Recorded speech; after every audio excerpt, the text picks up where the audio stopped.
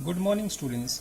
आज के video lecture में हम डिस्कस करेंगे equation of tangent to the parabola y square equal to 4ax। और भी टाइप के पैराबोला होते हैं, बट हम लोग स्टूडेंट्स पहले अंडरस्टैंड करेंगे स्टैंडर्ड पैराबोला में इक्वेशन ऑफ टेंजेंट कितने फॉर्म के होते हैं, उनके फॉर्मूले क्या होते हैं, उनका यूज़ क्या होता है। उसके बाद बाकी टाइप के पैराबोला में इक्वेशन ऑफ टेंजेंट को अंडरस्टैंड करना बहुत इजी हो जाएगा।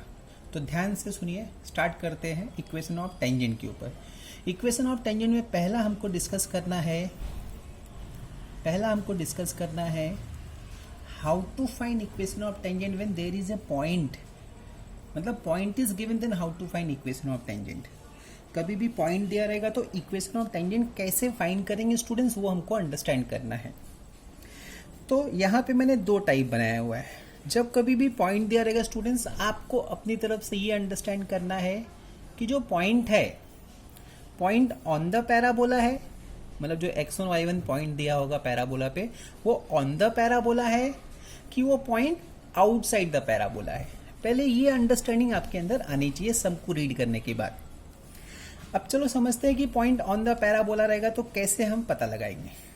देखिए, आपका ये हम स्टैंडर्ड पैराबोला के बारे में पढ़ रहे हैं। ये मान लीजिए फर्स्ट टाइप का पैराबोला है।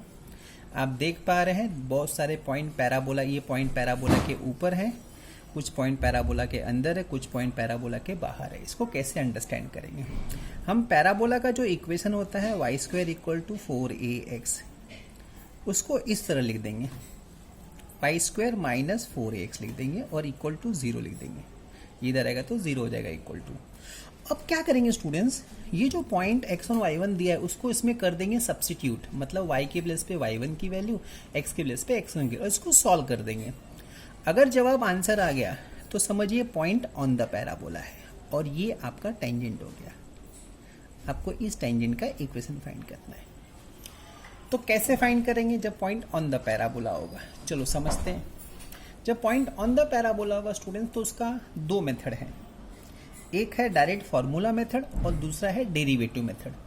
तो पहले मैं फार्मूला मेथड डिस्कस कर रहा हूँ। फार्मूला मेथड में क्या करना है, जो पैराबोला का इक्वेशन दिया है y square equal to 4x, उसमें y स्क्वायर को रिप्लेस करना है y1 से, y1 से 4a।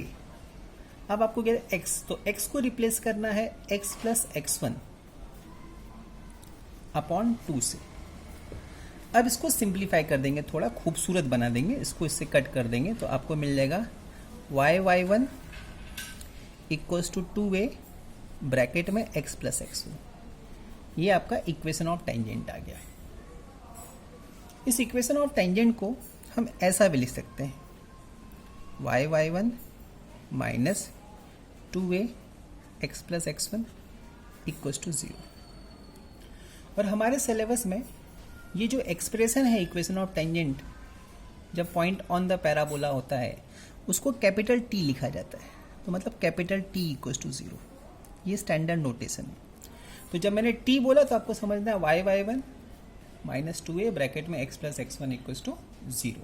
ये पहला मेथड है इक्वेशन ऑफ टेंजेंट फाइंड करने का when there is a point on the parabola. अब सोचिए दूसरा मेथड क्या है, उसको मैं बता रहा हूँ। दूसरा मेथड जो है उसका नाम है derivative method.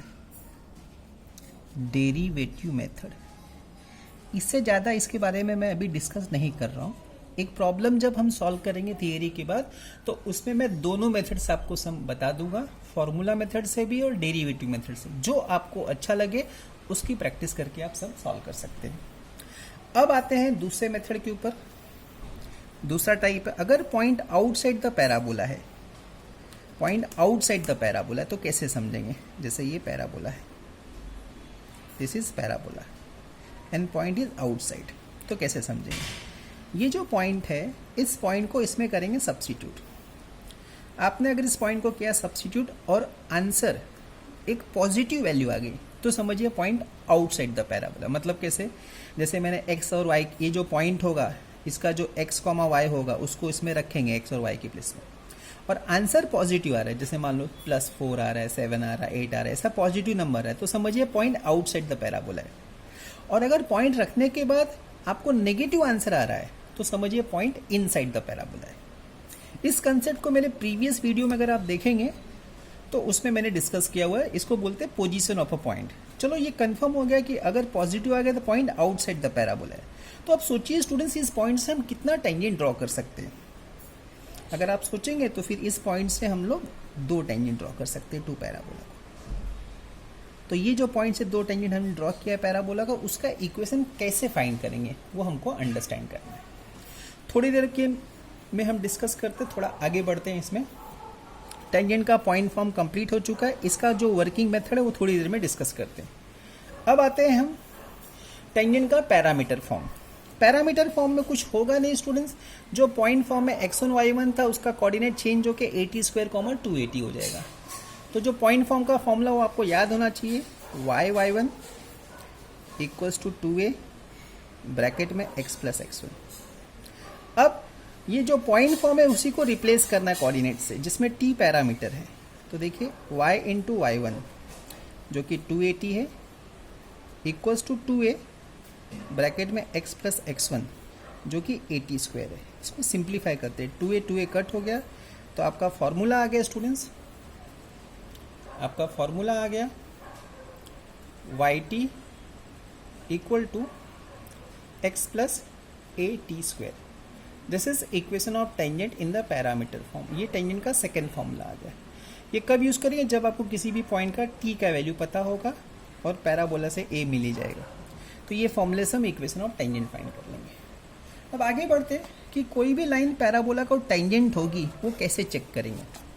What is the condition that line is tangent to the parabola. क्या कंडीशन है कि लाइन पैराबोला को टेंजेंट होगी। जब आपके सामने ऐसा क्वेश्चन है स्टूडेंट्स, तो जो लाइन होगा उस लाइन के इक्वेशन को हमेशा आप इस फॉर्म में लिखिए, y is equal to M x plus c. क्या आप इस लाइन के फॉर्म का नाम जानते हैं? ध्यान से सोचेंगे तो आपको याद आएगा, ये लाइन के फॉर्म का नाम है स्लोप इंटरसेप्ट फॉर्म। तो स्लोप इंटरसेप्ट फॉर्म के फॉर्म में लाइन को कन्वर्ट कर दीजिए। लाइन आपको हमेशा जरूरी नहीं y is equal to M x plus c के फॉर्म में दिया होगा, वो हो सकता है ये फॉर्म में दिया हो। ये देखिए a x plus b y plus c equal to 0, मतलब जर्नल फॉर्म में दिया हो। तो आप उसको ये फॉर्म में लाइए, y equal to M x plus c के फॉर्म में। अब कंडीशन क्या हो मैं बता रहा हूँ। कंडीशन यहाँ पे ये है, कंडीशन है टेंजेंसी की, कि जो c की वैल्यू है, मतलब ये जो y इंटरसेप्ट है, वो अगर a/m के बराबर आ रहा है तो हम लोग बोलते हैं जो लाइन है वो पैराबोला को टेंजेंट है। c equals to a/m, then line is tangent to the parabola. ये कंडीशन है।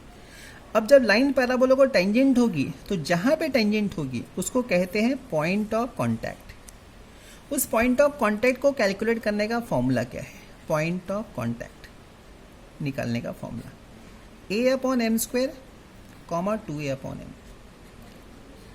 ये 2 रिजल्ट आपको इसमें याद रखना है, ये कंडीशन ऑफ टेंजेंसी है, ये पॉइंट ऑफ कांटेक्ट है। अब c is equal to a/m आता कैसे है या पॉइंट ऑफ कांटेक्ट कैसे आता है वो हम आगे की वीडियोस में डिस्कस करेंगे। फिलहाल आप ये याद रखिए कि कंडीशन ऑफ टेंजेंसी का फॉर्मूला ये होता है, c is equal to a/m and point of contact ये होता है।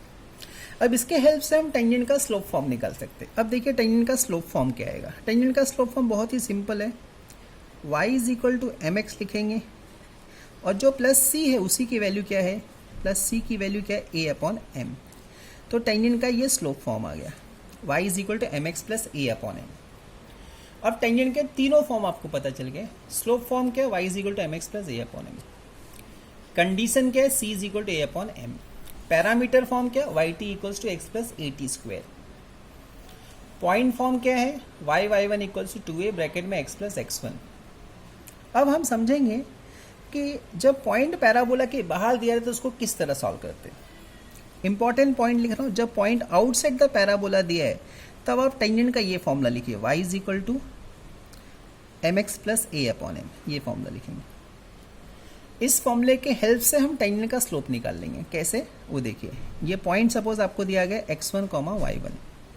ये पॉइंट टेंजेंट के ऊपर लाइज करता है, तो point x1, y1 lies on the tangent.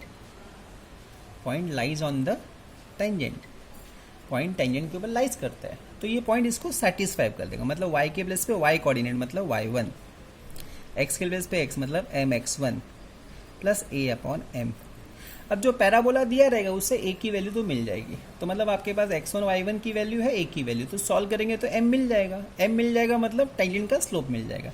तो मैं पूरे को m से मल्टीप्लाई करूँ तो ये क्या होगा, y1 m n square x1 plus ए।